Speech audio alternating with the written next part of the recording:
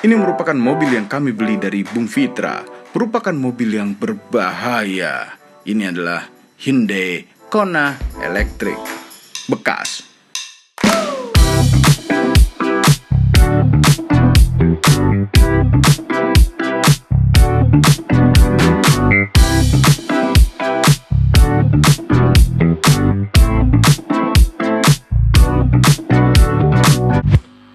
Halo YouTube, selamat datang di channel Motomobi.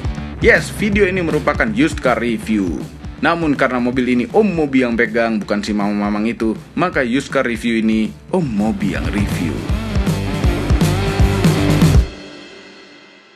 Ini merupakan mobil Korea kedua yang kami miliki. Yang pertama itu adalah Kia Grandsdona, dan itu pertama kalinya juga kami punya mobil Korea. So far kami happy dengan Grandsdona. Mudah-mudahan happy juga dengan Hyundai Kona Electric ini. Kami langsung berpikir, untung saja tidak ada Hyundai Kona yang tipe K.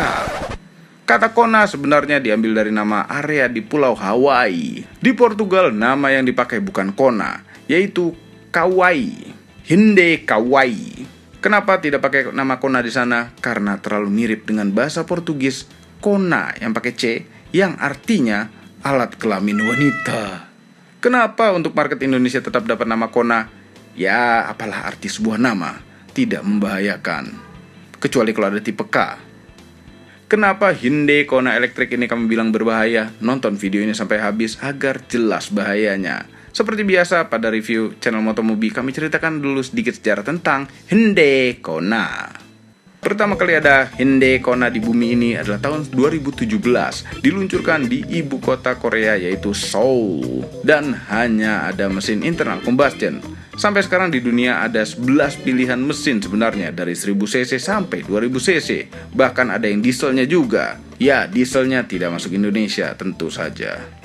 Untuk yang mesin internal combustion, Indonesia dapat 2000cc inline 4 silinder, menghasilkan tenaga 147 horsepower dan torsi maksimal 180 Nm, menyalurkan tenaganya ke roda depan melalui gearbox 6 speed automatic, banyak juga speednya. Dan ini katanya pakai Atkinson cycle yang bisa mengatur kompresi mesin sehingga jumlah bensin yang dibutuhkan seperti cc yang lebih kecil apabila tidak membutuhkan tenaga. Atkinson yang ini tidak ada hubungannya dengan Mr. Bean. Video ini membahas yang listrik, Kona Electric. Baru mulai dijual di Indonesia tahun 2020 dan Bung Fitra jadi customer pertamanya. Yes, ini adalah Kona Electric tertua di Indonesia. Mungkin bukan hanya tertua, pertama kali dan satu-satunya Kona Electric yang pernah masuk sirkuit Sentul dan digeber. Alasan kami beli ini, percaya atau tidak, adalah disuruh istri. Kami sebenarnya inginnya Ioniq 5. Waktu itu Kona Electric keluarnya berbarengan dengan Hyundai Ioniq Electric. Tapi yang Ioniq itu juga dipakai taksi online. Jadi mungkin itu yang membuat Ioniq lebih tidak laku. Atau mungkin sekarang zamannya SUV, jadi bentuk crossover Kona ini lebih laku. Dulu beberapa bulan setelah Bung Fitra beli, langsung keluar versi facelift-nya. Ya, beberapa perbedaan, dan yang paling kelihatan adalah over fendernya. Ya, semacam over fender. Itu sewarna dengan body, kalau yang facelift. Kalau kami lebih suka yang sebelum facelift ini, lebih gagah, seperti over fender beneran. Kalau dilihat dari depan, mobil ini tidak bisa dibilang bagus dan tidak bisa dibilang jelek. Cenderung ke arah biasa saja. Ini kalau versi internal combustion-nya itu adalah grill di tengah-tengah untuk radiator. Kalau di Kona Electric tertutup karena tidak ada radiator besar lagi yang butuh aliran udara banyak. Grill tertutup itu lebih baik untuk aliran udara agar tidak jadi hambatan, sehingga lebih hemat untuk kecepatan tinggi. Ya, itu teorinya. Jangan coba-coba tutup grill mobil Anda. Perbedaan lagi dengan versi internal combustion adalah di bawah. Bawahnya Kona Electric ini adalah baterai lithium ion 39,2 kWh kWh. Itu bisa membawa suatu Kona Electric sejauh 390-an kilometer dari full sampai kehabisan baterai. Sebagai patokan, besar baterainya itu sama dengan baterai iPhone 3500 biji. Batang. Baterai merupakan komponen termahal dan terberat dari suatu mobil listrik, makanya ditaruh di bawah. Titik terendah bodi itu bagus sekali karena center of gravity menjadi rendah. mobil jadi lebih stabil, body roll berkurang. Namun, ini adalah body Kona yang sama dengan yang versi internal combustion. Jadi baterainya seperti diakal-akalin agar muat di bawah situ, sehingga mengorbankan ground clearance. Jadi, crossover yang pendek kolongnya. Ini adalah kuncinya. Kami sudah beli casing seperti ini nih, kami pasang casing seperti ini, dan Bung Fitra juga ikut-ikutan di Ioniq 5-nya dia. Ini casing tadinya kami pikir warnanya putih, ternyata setelah dibeli krom. Ya, Bung Fitra ngelihat, dia bilang, ih norak banget. Dia beli juga buat Ioniq 5-nya dia. Ini kuncinya. Kenapa kami pakai cover seperti ini atau casing? Karena lapisan plastik kuncinya ini udah pada ngelupas-ngelupas. Jadi agak kurang sedap dipandang dan dilihat. Jadi kita tutup casing seperti ini, nggak apa-apa lah krom gini ya. Nggak ngerti juga kan orang, taruhnya juga di kantong. Nah, kalau misalnya kita mendekat ke mobilnya, spionnya buka, nah seperti di Kia Hyundai lainnya. Cuma dia nggak membuka pintunya, nggak membuka kuncinya, harus tetap dipencet dulu, baru bisa kebuka. Itu agak-agak waste of ini gitu, teknologi gitu. Mestinya sekalian begitu datengin ngebuka sekalian, di Ioniq 5 bisa begitu, kenapa di sini tidak? Padahal ya tinggal perintahin aja, spionnya buka, kuncinya buka juga sekalian. Charging port itu bukan charging port namanya, tangki charger. Ya itu pokoknya lubang chargernya itu ada di depan. Oke. Sementara banyak mobil-mobil listrik juga di belakang, ada juga yang di depan memang. Kemudahannya di depan tuh adalah kalau misalnya kita ke charging station, tinggal masuk maju, terus colok, gitu ya. Tapi banyak orang yang tidak nyaman, dan kami juga tidak nyaman, parkir tuh maju. Enakan parkir tuh mundur, jadi nyoloknya belakang. Dan ini komponen yang kelihatan cukup mahal juga ya, colokan charger begini nih. Ini kalau nyundul dikit-dikit, cepluk, ininya kena dong, rusak, nggak bisa ngecharge ya kan. Itulah kelemahan charging port di depan. Nah ini CCS, terus ada yang fast chargingnya di bawahnya, ya tertutup rapi. Dan ini ada indikator-indikatornya kalau lagi ngecharge. Simple aja begitu. Nah di sini, nih bulatan ini ada lampu juga. Dan kami bingung, tiba-tiba lagi diem-diem aja, nggak di-charge, nggak diapa-apain. Ini tahu-tahu nyala kuning. Nah apa tuh dia nyala? Ternyata setelah itu kami tanya Bung Fitra, dia juga pernah ngecek-ngecek. Nanya-nanya kenapa suka nyala sendiri malam-malam atau mungkin siang-siang. Ternyata pada saat aki kecilnya itu kurang setrum, itu di-charge dari baterai gedenya. Nah pada saat proses pengecarsan itu, ini nyala. Yang kami heran, ngapain dia bilang-bilang orang lagi ngecharge? Ya mungkin dia ngasih tahu aja, ini lagi ada aktivitas charging. Ya udah, so what? Heran.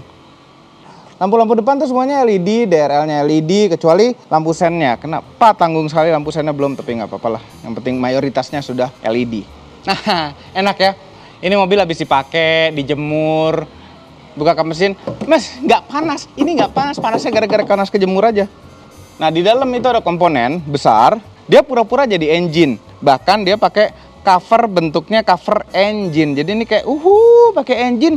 Posisinya transversal, longitudinal.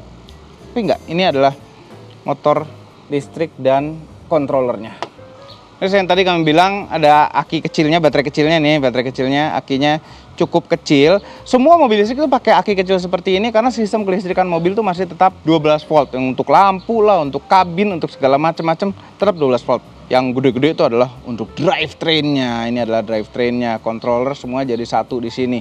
Dan arus listrik itu kelihatan pakai kabel-kabel yang orange ini. Serem ya? Ini mobil tetap pakai radiator untuk mendinginkan baterainya. Baterainya itu butuh pendinginan. Karena yang bekerja keras itu paling besar sebenarnya baterai. Tapi ini kalau kami lihat-lihat kayaknya controller dan motor listriknya juga ada pendinginan airnya. Tapi anyway, itu nggak penting. Yang penting ini jalan. Dan kalau ada rusak-rusak tinggal bawa ke Hyundai saja ya. Karena ini rumit kalau misalnya mogok nih. Buka kap mesin. Terus ada orang-orang yang sok bantuin. Kenapa Pak mobilnya Pak? Apa yang rusak? Bingung nggak tuh? Kabel businya mana? Ininya mana? Kayak begini. Sistem pengeremannya tuh. Ini udah jelas nih, ini rem ini. Cuma itu dikontrol sama satu barang besar itu. Sekalian jadi ABS kali di dalamnya situ. Ini teknologi yang luar biasa. Sayang sekali platformnya itu adalah platform mobil internal combustion. Ini tadinya kan tempat engine mounting, sekarang jadi mounting drivetrain listriknya. Ada tulisannya EV, ini mounting EV. Dan nggak perlu pusing-pusing ya, ini nggak pakai oli. Nah, tapi ada 3 cairan yang mesti diperhatikan juga. Ini pendingin, ya radiator tadi yang kami bilang, minyak rem, tetap pakai hydraulic remnya, dan windshield washer. Ini ada colokan diagnosa nih, bukan OBD. Velg mobil listrik atau mobil hybrid itu biasanya lebih tertutup agar aliran udara lebih lancar sehingga lebih hemat di kecepatan tinggi. Nah, ini ada bagian plastiknya, ada bagian besinya.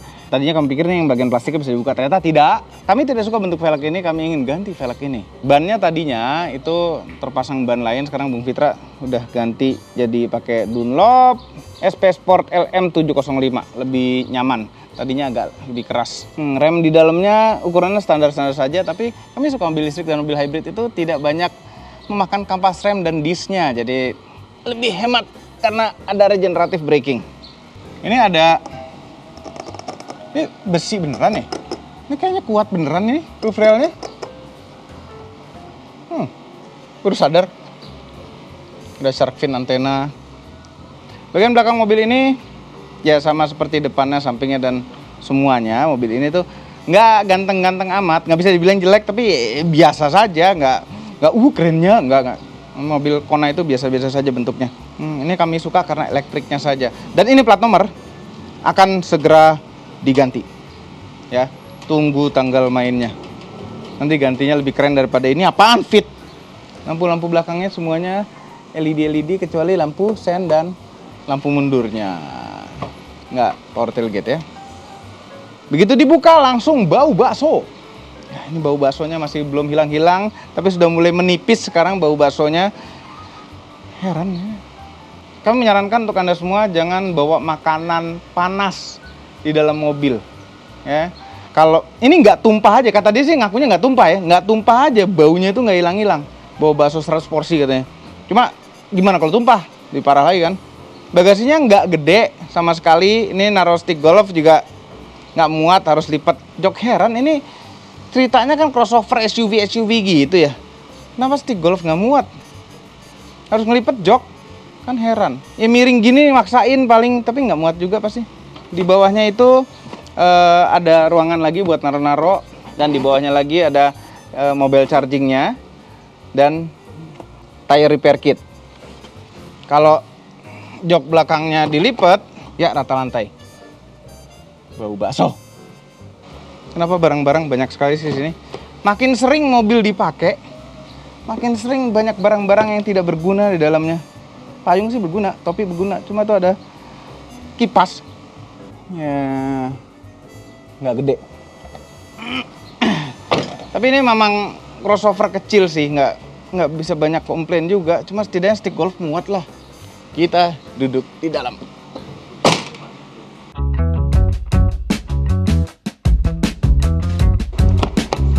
Duduk belakangnya, crossover kecil. Sempit. Legroomnya ini di belakang posisi nyetir kami. Ini legroomnya. Sempit sekali. Headroomnya ya masih ada ruangan. Ini nggak bisa disenderin lagi ya, ini udah paling nyender. Belakangnya ini kecil, sempit, dan duduknya tegak. Udah gitu, lantainya itu tinggi. Ini mungkin yang versi internal combustion nggak setinggi ini lantainya, karena ini versi listrik. Di bawahnya itu ada baterai, yang tadi kami bilang mengorbankan ground clearance. Baterainya cukup tebal juga. Baterainya tuh lumayan gede. Kaki masih sedikit bisa masuk, agak maksa belakang sini. Lumayan ada armrestnya. Dan ada 2 cup holder di armrestnya. Kalau duduk di tengah, ini bertiga sih. Kalau ada salah satunya om gendut gitu, dah jangan deh di sini. Terus tidak ada ventilasi AC, tidak ada colokan charger sama sekali di belakang sini. Polos saja. Ya ini mobil benar-benar buat nyetir sendiri aja, duduk depan aja. Nih belakang tuh opsional kalau mau bawa penumpang. Keras, plastik keras, tapi ini ada kulit empuk. Ini plastik polos, empuk. Sudah, gini aja nih belakangnya. Sempit dan tidak enak. Ya buat kayak ke Bandung gitu nggak ada masalah lah. Cuma ini yang paling ganggu tuh ini, ada muka dia di sini. Ini dibikin buku ini sama Audio One. Ya, ini cuma mau menceritakan bahwa ini dokumentasi soundproofingnya apa saja yang sudah di soundproofing di mobil ini. Makanya tadi di bagasi ada bekas soundproofingnya juga kelihatan, pintu segala ini udah soundproofing. Jadi mobil ini semakin senyap lagi, semakin sepi lagi, walaupun tidak ada mesinnya. Ganggu, ini taruh di kantor aja deh, simpen ya. Mengganggu. Kita pindah ke depan. Duduk depannya. Karena panas, kita nyalakan dulu. Nggak ada suaranya sama sekali ya. Cuma ting ting ting tek, cuma ngasih tahu, oh udah nyala. Nah, itulah mobil listrik. Mobil hybrid juga begitu. Kalau misalnya baterainya cukup banyak, nggak perlu nyalain mesin komputernya, jadi sunyi begini aja gitu. Cuma on, jalan. Nih ada gambar mobil maju mundur, berarti mobilnya sudah bisa maju mundur sekarang ini. Ini walaupun harganya tidak murah karena komponen listriknya, ini mobil bukan mobil mahal, jadi semuanya plastik keras. Tapi tidak murah ya, keras aja. Hah? Di pintu masih ada lapisan kulit-kulitan, cuma ya plastik keras. Head unitnya ini integrated ya, bagus, kami suka head unit integrated, dan ini audionya sudah di-upgrade juga sama installer audio yang tadi itu yang masang peredam. Ini bisa kita lihat urusan baterai aneh karena integrated enak, 94% baterainya. Terus kita juga bisa set macam-macam. Ini kalau kita ngecharge pakai DC charger itu dalam 25 menit sudah penuh. Dan kita bisa set, kita nggak mau 100% deh, maunya di 70% aja fullnya untuk berhenti ngecharge-nya gitu. Ini di AC charger juga bisa di set seperti itu. Nah, AC station itu seperti yang di rumah nanti kami akan pasang, belum terpasang sampai sekarang, 30 menit untuk nyampe penuh dari 94% tadi. Yang AC portable, yang tadi charger yang ada di bagasi, 1 jam 10 menit untuk menuhin baterai 94%. Nah, kalau kita pencet ini, kita bisa tahu saat ini siapa aja yang pakai listriknya. Drivetrain 0 kW karena kita keadaan diam. Climate untuk urusan AC, ya, dia memakai 58% dari pengeluaran listrik sekarang. Electronics 0,38 kW. Kami nggak tahu electronics ini apa maksudnya. Mungkin lampu, mungkin instrumen-instrumen, mungkin controller motor listrik yang standby siap-siap jalan. Suara audionya juga jadi enak sekarang karena sudah di-upgrade audionya.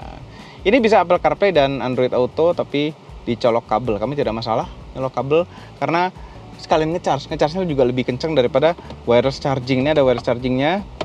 Kontrol AC ada di bawah sini, sebelah kanan untuk blowernya, sebelah kiri untuk temperaturnya. Displaynya ada di mana? Displaynya ada di layar ini juga. Jadi kalau misalnya kita atur-atur blowernya, nongol tuh di atas ini tuh. Ya, kalau kita atur-atur suhunya di sini. Jadi displaynya jadi satu sama display head unit yang ini. Ini kalau yang udah facelift kalau nggak salah head unitin layarnya tuh lebih besar lagi, tapi nggak apa-apa, kami nggak masalah dengan layar segini. Cuma kita tuh kadang-kadang nggak tahu nih sekarang suhunya lagi berapa ya, ngelihatnya gimana ya. Setelah pencet climate ini, climate dia akan pindah ke climate. Ya, ada hard buttonnya. Shifter, oke, kami tidak suka shifter tombol. Cuma pada mobil listrik adalah mobil yang paling cocok untuk pakai shifter tombol. Ya, karena nggak ada pergerakan mechanical. Kalau mobil internal combustion ada pergerakan mechanical.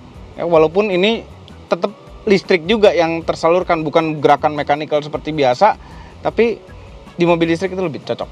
Nah, D tinggal pencet, N tinggal pencet. Ini juga jadi sekarang sudah mulai hafal D-nya ini, R-nya ini. Agak susah ya ngafalnya ya. D, R. Dan ini ada ini apa? Palm rest-nya. Sini. Memang kadang-kadang tetap enak, kadang-kadang lagi nyetir gitu. Memang tangan harus dua-duanya di setir, cuma rasanya pegang shifter di sini itu enak gitu. Rem tangan jari. Terus ke bawah sini ini ada drive mode, ada eco, sport, dan normal mode. Dan mau eco plus juga bisa dipencet lama, eco plus. AC-nya mati langsung kalau di eco plus karena AC makan banyak listrik. Jadi mengurangi kenyamanan eco plus itu. Ada tombol auto hold, ada auto hold-nya di sini. Ya, jadi nggak usah capek-capek nahan rem. Parking sensor, dan ini kami paling suka, pendingin dan pemanas jok di kedua jok depan. Pantas sekali ada di Indonesia seperti ini. Setirnya itu bulat. Ya, lapis kulit, enak, nyaman. Karena ini mobil sudah berumur, walaupun masih muda sekali, sudah terasa ada kelonggaran sedikit di kulit ini nih. Ini udah mulai ngangkat sedikit di belakang sini. Jempol kanan untuk cruise control dan MID. Jempol kiri untuk audio dan angkat tutup telepon. Tengah klakson. Klaksonnya masih jelek, kami belum upgrade klaksonnya, belum sempet. Masih sebiji klaksonnya. Di baliknya ini ada pedal shift yang untuk mengatur regeneration levelnya. Nah, ini tadi kami sudah set comfort mode standarnya itu adalah level 2. Nah, pencet yang kanan untuk ke level 1 atau 0 sama sekali. Nanti kami ceritakan perbedaan-perbedaannya pada saat nyetir, nonton video ini sampai habis. Ada sampai level 3 regenerationnya. Sayang sekali mobil ini belum bisa one pedal driving. Sayang. Urusan lampu sebelah kanan ada autonya, fog lampnya nyalain juga di sini. Sebelah kiri urusan wiper, ada wiper belakang juga, ada autonya. Autonya sensitivitasnya bisa diatur di sini juga. Sebelah kanan ada beberapa tombol-tombol. Traction control, 2 tombol kosong, gelap terangin illuminati. Itu lampu-lampu yang di kabin. Ini ada manual leveling headlamp, ada head up display. Dia akan kebuka. Ini kami tidak pernah pakai karena kacanya mengganggu pandangan. Malah nggak enak aja ada kaca di depan sini. Heran. Terus ini ada tombol auto. Nah, apakah auto ini? Jadi kalau misalnya mobil lagi di charge, kita kunci mobilnya, itu colokan charger itu nyangkut, keadaan terkunci. Nah, kalau ini auto, begitu sudah 100% baterainya, dia akan ngelepas kunci, bisa dicabut. Simpelnya begitu aja. Kenapa auto begini? VESS. Nah, ini cuma ada di mobil listrik. VESS itu adalah suara palsu yang dihasilkan dari speaker di luar mobil. Jadi ini mobil sebenarnya ada suara halusnya di luar yang dibuat dari speaker. Bisa kita matikan pada mobil ini. Yang facelift, Hyundai Kona Electric yang facelift tidak bisa dimatikan. Ini masih bisa dimatikan, tapi kami lebih suka nyala. Setidaknya ada suara-suara lah di luar, nggak sunyi sama sekali begitu. Ini standar ya, kaca belakang tapi belum auto, kaca depan semuanya auto. Lock unlock di sini, spion di sini, standar. Ini yang keren. Ini sebenarnya layar LCD, cuma bukan layar LCD yang besar. Ini menurut kami layar LCD-nya itu adalah sekotak ini nih, yang dikasih bezel bulat, jadilah speedometer. Nah, ini kalau dirubah-ubah driving mode-nya, dia akan berubah. Kalau sport seperti ini, dari tadi speedometer, sekarang ini jadi power. Berapa persen kita keluarkan powernya. Speedometernya jadi hanya angka di tengah. Terus eco, ini kehematannya. MID itu ada beberapa halaman. Nah, ini urusan pemakaian listrik. Ini karena banyak diem, AC nyala, jadi boros. Ya, aslinya nggak segitu. Accumulated info, drive info, speedometer, terus ini driving style, economical 99%. Kami memang hemat orangnya. Energy flow, jadi nanti kalau mobilnya jalan, ini ada flow energinya dari baterai ke ban. Terus kalau begitu regeneratif dari ban ke baterai. Banyak, cukup kaya yang bisa disetting di sini. Sekarang posisi duduk. Mobil ini di driver side itu elektriknya lengkap. Naik turun sampai naik turunnya depan belakang. Jadi menghasilkan posisi duduk yang lebih sempurna. Ada lumbar supportnya, walaupun posisi lumbar supportnya itu nggak bisa dinaik turunin. Cuma ini ada, enak. Ini berarti yang bisa disetting banyak. Masalahnya ini nggak ada memory seatnya. Jadi kalau sudah habis dipakai orang lain, kembaliin ke posisi semula itu nggak akan bisa sempurna seperti semula seharusnya yang sebelumnya. Setir bisa tilt dan bisa teleskopik. Tapi posisi kami itu ditarik habis teleskopiknya. Dan menurut kami masih agak sedikit kurang dekat, tapi sedikit saja, nggak masalah. Terlalu sedikit. Ini ada sunroofnya ya, keren. Bisa dada ya. Buat kampanye sih bisa-bisa aja kalau calonnya itu kurus ya, yang bisa muat sini perutnya.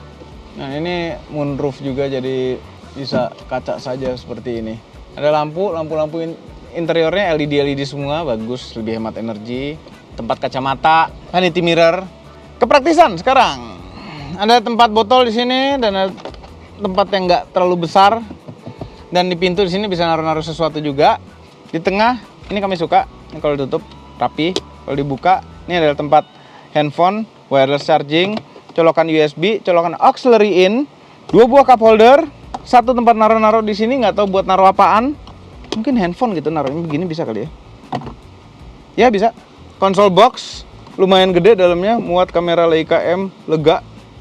Dan ini bisa lumayan jadi armrest fungsinya. Empuk lagi, nggak empuk amat tapi empuk. Laci, plastik keras. Lacinya nggak kayak Ioniq 5 gitu. Laci beneran nggak. Ini lacinya nggak terlalu besar, ya biasa saja lah. Terus ada satu tempat penyimpanan lagi, ya. Ini di bawah sini bisa buat naruh-naruh banyak barang. Ini ada apa ini? Ya Allah, ini dicariin dari kemarin. Terus ada colokan 12 volt juga di bawah. Jadi colokan USB-nya ada lagi juga di bawah sini. Jadi ada USB, ada 12 volt. Total colokan USB ada 2. Di belakang nggak ada sama sekali, sayang sekali. Oke, nih dari kemarin kami ingin melakukan ini cuma belum sempat-sempat.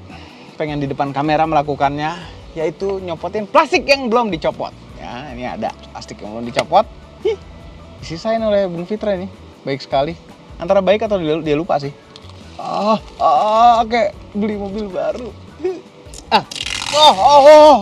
Sekarang saatnya kita nyetir. Kami ceritakan seperti apa rasanya Hyundai Kona elektrik bekas.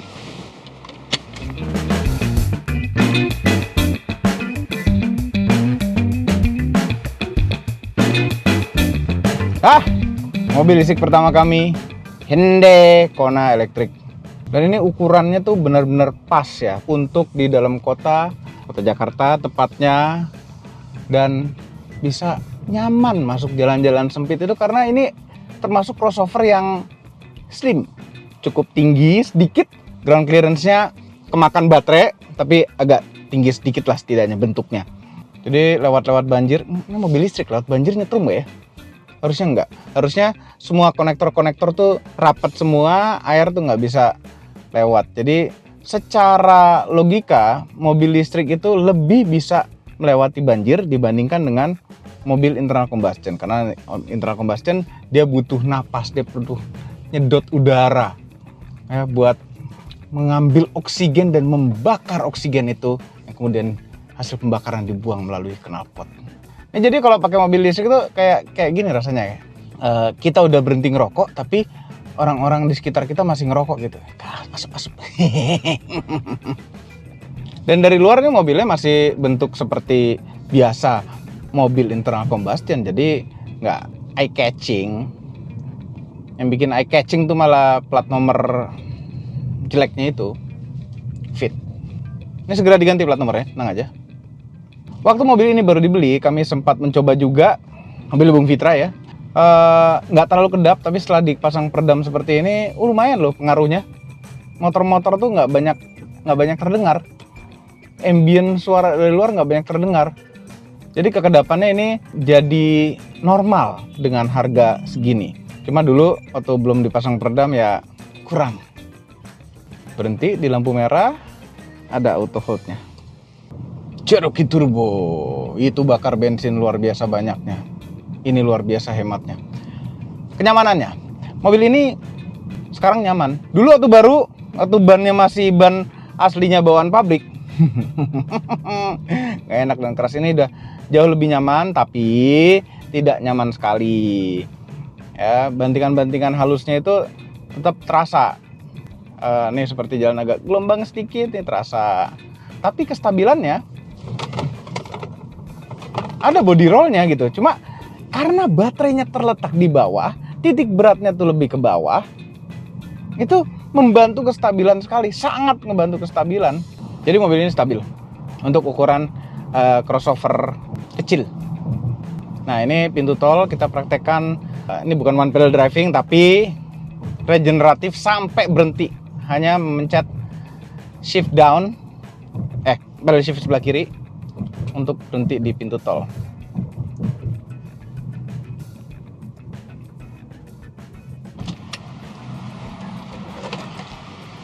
Pas berhentinya. Kami selalu pas kalau mencet ini berhentinya. Tinggal mencet gas dan dia jalan lagi. sunyinya, nggak ada pindah-pindah gigi gitu atau CVT yang meraung-raung gitu, nggak ada. Enak sekali. Rasa setirnya bagaimana? Hyundai dan Kia sekarang tidak seperti zaman dulu. Zaman dulu itu kami tidak suka rasa setirnya. Rasa setirnya itu ada feedback dari jalanan yang tidak enak rasanya. Sekarang enggak, sekarang enak, nyaman. Ya tidak direct tentunya, ini bukan mobil kenceng, cuma nyaman. Setirnya itu nyaman tapi tidak mengurangi rasa sportiness-nya karena cukup direct untuk ukuran mobil crossover kecil seperti ini. Dan yang paling kami suka adalah tenaga. Ini tenaganya nggak kenceng, cuma dia instan aja. Motor listrik begitu digas langsung melaju ya, nggak ada mindahin gigi, nggak ada turbo spooling, langsung aja maju. Enak, mobilnya tuh jadi menyenangkan nyetirnya. Ini ada cruise controlnya, tapi tidak ada adaptive cruise control. Kalau depannya kosong sih nggak ada masalah. Kalau depannya nggak kosong ya masalah. Dan setirnya nggak bisa nyetir sendiri, ya dan ini nyetir normal. Ya sekarang dengan cruise control. Nah kami sekarang kecepatan naikkan di 80 km per jam.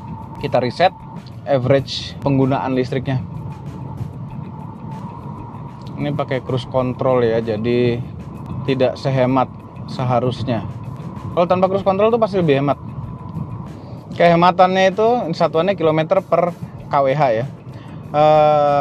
Ini jalan di 80 km per jam dengan cruise control itu 7,5 km per kWh dengan AC blower 1 dan suhunya yang paling dingin. Biasanya kalau tanpa cruise control itu di tol-tol begini kami tuh bisa nyentuh angka 9 km per kWh. Hemat sekali. Ya Anda bisa hitung dari berapa rupiah per kWh listrik rumah Anda. Hitung aja itu. Kecepatan 80 km per jam dengan cruise control dapat 8 km per kWh. Seberapa irit? Ya Anda tinggal hitung listrik rumah Anda per kWh berapa. Nah, dengan sekian rupiah itu ini dapat 8 km lebih. Nah, kalau misalnya tidak pakai cruise control, kami biasanya di tol-tol begini itu malah bisa dapat 9 km per kWh. Lebih hemat lagi kalau tidak pakai cruise control. Nah, kalau pemakaian dalam kota biasanya kami ya 6,1, 6,3 km per liter. Ya, kadang 7 kalau lagi jalanan agak lancar. Ini sekarang pandeminya udah habis, mulai lebih boros karena lebih macet sekali. Luar biasa macetnya sekarang. Karena udah lama nggak ketemu macet, ngeliat macet-macet sekarang ini emosi bawaannya. 0 ke 100 km per jam mobil ini tuh Bung Fitra ngetes itu 8,6 detik. Kalau kami belum sempat ngetes, sayang mobil sendiri. Kalau mobil orang aja kami tes. Mobil sendiri kita referensikan, kita minta referensi dari Bung Fitra 8,6 detik. Untuk ukuran zaman dulu kenceng, untuk ukuran zaman sekarang biasa saja. Tapi sudah bisa dibilang enak larinya. Cuma yang bikin enak itu nggak ada ngoper gigi, nggak ada apa-apa, tuh langsung instan aja sus. Nah sekarang kita bicara regeneratif. Jadi ada 3 level tadi kami bilang, 4 sebenarnya sama 0. Level 0 itu kita lepas gas, dia loss aja, tidak ada regeneratif sama sekali. Kalau misalnya level 1 regeneratif sedikit, level 2 regeneratif agak banyak, level 3 regeneratif sekali. Nah pada saat kita pakai level 3 itu lebih agak kasar nyetirnya karena kita harus ngira-ngira ngelepas gasnya. Jadi nggak kaget ngeremnya. Karena itu benar-benar direm sama dia, bukan direm sih. Diambil lagi energi putarannya kembali ke baterainya. Ini kalau dipikir-pikir ini mobil pilihan pertama kami untuk pemakaian dalam kota sehari-hari. Ya, dari semua mobil yang kami miliki sekarang, ini yang paling kami suka, paling cocok untuk di dalam kota sehari-hari. Hemat, ngecharge tinggal di rumah atau numpang ngecharge di kantor orang, kantor sendiri. kecilnya pas. Kecuali kalau bawa penumpang belakang mungkin agak repot karena sempit. Tapi ini udah pas sekali. Kena jalan beton gini enak karena bannya. Oh ya, road noise-nya ban yang bawaan pabrik berisik sekali. Kalau ini sunyi. Jadi ini perjalanan di tol pun sunyi, menangkan gitu. Dulu orang-orang bilang naik Mercy S-Class itu kita bisa hidup lebih lama karena detak jantung bisa lebih lambat. Enggak. Sekarang naik mobil listrik hidup bisa lebih lama karena detak jantung lebih lambat dan aman untuk lingkungan. Mengenai lingkungan, memang kalau misalnya pembangkit listrik di daerah Anda itu memakai diesel, ya berarti ini sama kayak seperti naik mobil diesel. Kalau di tempat Anda itu pembangkitnya tenaga batu bara, uap, itu tenaga batu bara. Jadi ini fleksibel, mau bisa tenaga apa aja. Ujung-ujungnya ada pembakaran juga, ada emisi juga. Iya, ujung-ujungnya ada emisi juga. Kalau misalnya daerah tempat tinggal Anda itu pakai tenaga matahari, beda cerita. Tenaga angin, beda cerita. Itu renewable resources sekali jadinya. Ini jadi jalannya seperti gratis kalau misalnya pakai renewable resources. Tapi kita bisa mikir kota. Ya. Jakarta itu adalah kota paling tinggi polusinya di dunia. Kalau pakai mobil listrik, kita membantu mengurangi polusi di Jakarta. Makanya tepat sekali itu pakai plat nomor biru, bebas ganjil genap, ya, dikasih kelebihan-kelebihan, kenikmatan-kenikmatan karena kita tidak ikut mengotori udara Jakarta. Bersih. Sekitaran mobil bersih. Walaupun chase car-nya sangat kotor sekali, knalpotnya, emisinya, tapi nih, Kona ini tidak mengotori Jakarta.